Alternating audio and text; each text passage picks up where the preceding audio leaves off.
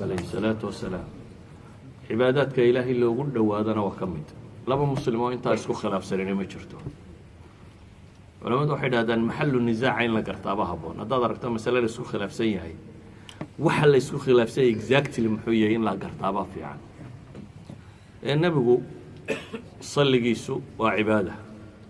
qofkii badsan kara kasta muslime ha badsado saxaabi baa uu yimo wuxuu yiri ilaahay rasuulkiisa markaan ducaysanayo ducadayda gaarka ah rubuc wax ku dhadhoobaan adiga ka dhiga haddaad doonto ka badso buu yiri wuu soo waday nus baan ka dhiga haddaad doonto ka badso wuu soo waday markii dambe yiri haddaad ducada oo dhan ba adiga salligaagaan ka dhigi haddaad ka wada dhigta buu nabigu yiri hammigaaga ilaahay kaaga filaanaya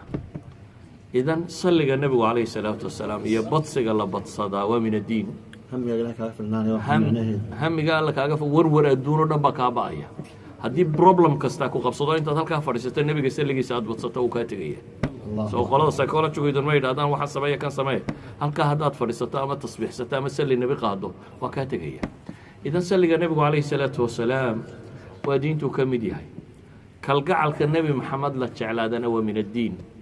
bale wuxuu gaadhsiisan yahay in lagu amray aabbaha iyo hooyada iyo intaad dhashayba inaad isaga ka horumariso ka jeceshahay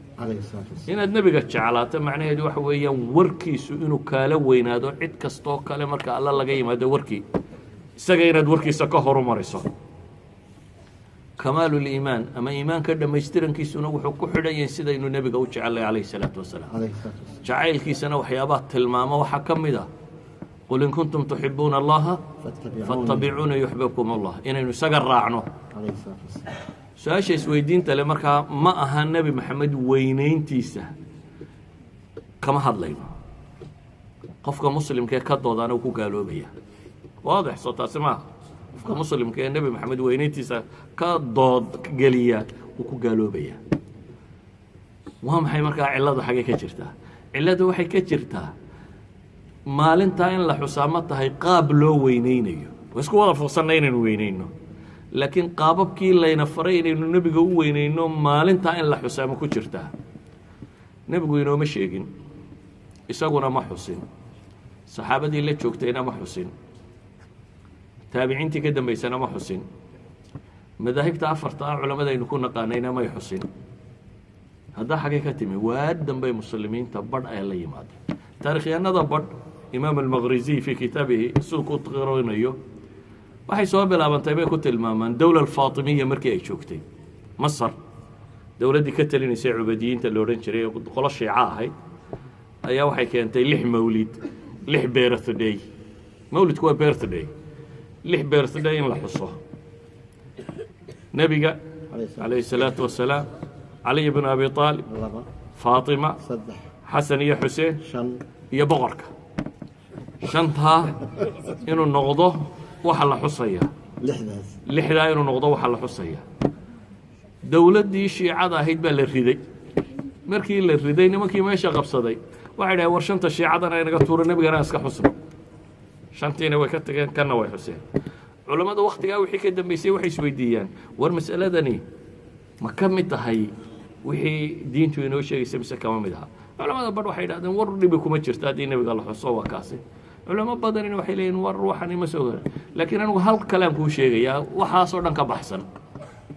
هذا ما قشوا مسألة ده النبي قوم الصماينين أما صحابة دي ما الصماينين كما الصماينين سؤال بنكوي دينية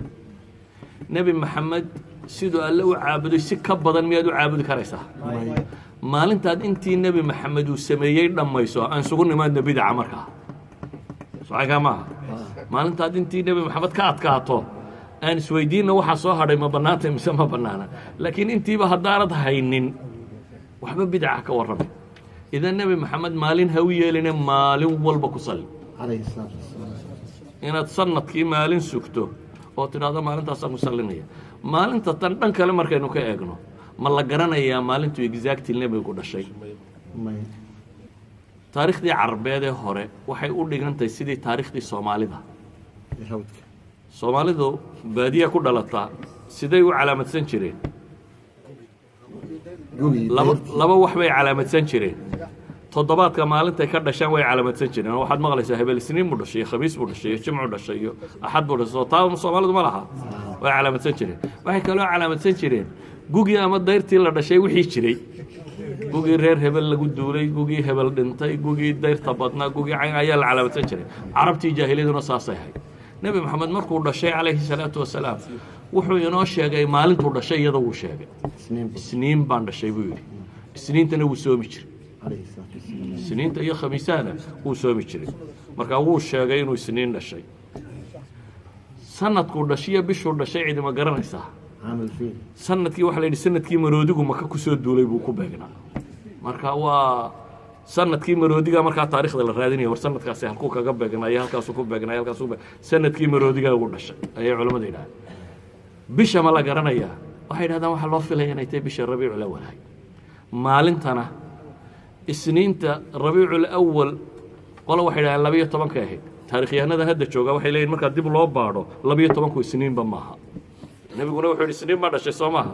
haddaad dib u raacdo bay leeyihiin 12 isniin ma haysee la yeelaya axad alxufaad wuxuu leeyahy war 9 ahayd culamo kale waxaa qabtaa 8 marka maalintan 12 waa ashharu laqwaal waa warka ugu caansan ee taarikhyahanadu ay qoraan laakiin exactly inay ahayd maalintaasi xataa maalin laysku waafaqsanyay maaha soo duuduub hadday tay nebiga weynayntiisa maalin walba weyne 12 rabiicul awal ha sugine sanadkoo dhan weyne maalin kasta ku salli maalin kasta waxaad u samayn karta nebi maxamed calayhi salaatu wasalaam u samee hadday tahay maalintaasi miyay diinta ku soo aroortay waxaa dilla ammaan arag anugu wallahu aclam